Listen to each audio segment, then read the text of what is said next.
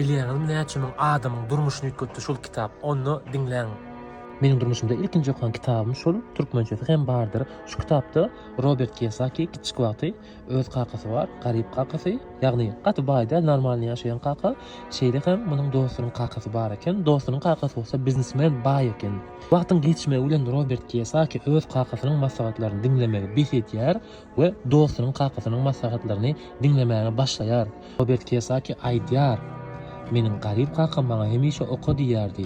Gowy ýerde iş taparsyň, gowy jaý alarsyň we gowy maşina alarsyň. A meniň baý kakam, meniň dostumyň kakasy maňa diýerdi: sen jaý satyn alma, sen maşin satyn alma, sen aktiýa satyn al. Ýagny sana pul getirjek zat satyn al" diýerdi. Gepin gysgasy Robert Kiyosaki şu wagt milliarder, şeýle hem onuň dosty hem milliarder olar ýa bullukan adamlar dostlar kim okasy gelse we türkmen diline gerek bolsa 200 kitap sahypasyna ýazyp biler. Aşagda sylkasyny goýýan.